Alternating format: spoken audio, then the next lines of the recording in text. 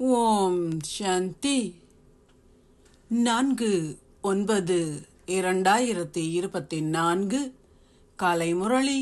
ஓம் சாந்தி. Pop தாதா மதுவனம். சாராம்சம்: இனிய குழந்தைகளே, நீங்கள் விகாரமானவர்களிலிருந்து விகாரமற்றவர்கள் ஆகுவதற்கே எல்லையற்ற தந்தையிடம் வந்திருக்கின்றீர்கள். அதனால் உங்களுக்குள் எந்தவிதமான தீய ஆவிகளும் இருக்கக்கூடாது.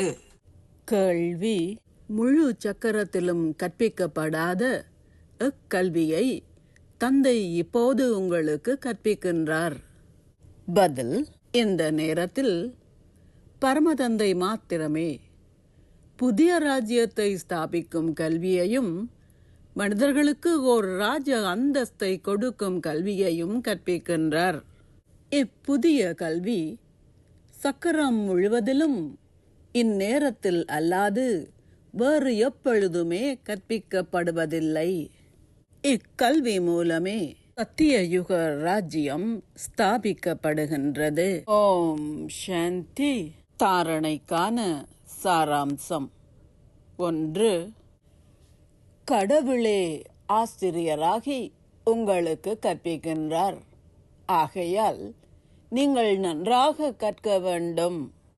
புலமை பரிசில் ஒன்றை பெறுவதற்கு நீங்களும் தூய்மை ஆகி மற்றவர்களையும் தூய்மை ஆக்குகின்ற சேவையை செய்யுங்கள். 2.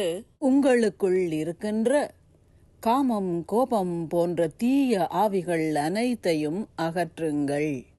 உங்கள் இலக்கையும் குறிக்கோளையும் உங்கள் முன்னால் வைத்து முயற்சி செய்யுங்கள்.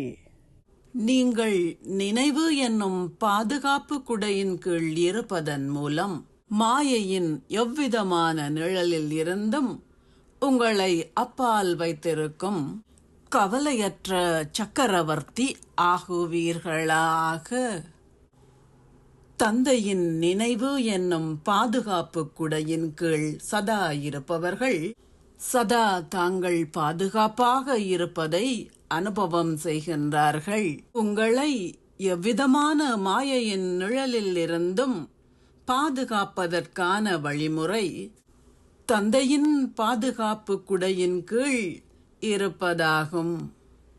இந்த பாதுகாப்பு குடையின் கீழ் இருப்பவர்கள் சதா கவலையற்ற சக்கரவர்த்திகளாக இருக்கின்றார்கள்.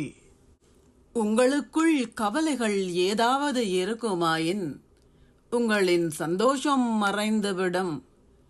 உங்களின் சந்தோஷம் மறைந்ததும் நீங்கள் பலவீனம் ஆகிவிடுவீர்கள். அத்துடன் மாயையின் நிழலின் ஆதிக்கத்திற்கு உட்பட்டு விடுவீர்கள். ஏனென்றால் பலவீனமே மாயையை வரவழைக்கின்றது. உங்களின் கனவுகளில் ஏனும் மாயையின் ஏதாவது நிழல் இருக்குமாயின் அவள் உங்களுக்கு அதிக அளவு துயரத்தை கொடுக்கின்றாள். இதனாலேயே நீங்கள் சதா இந்த பாதுகாப்பு குடையின் கீழ் இருக்க வேண்டும்.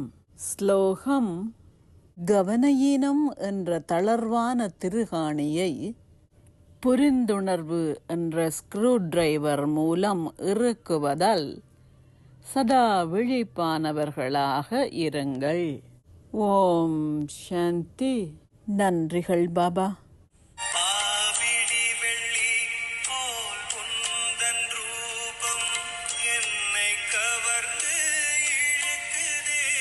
விஸ்வரூபம் எடுத்து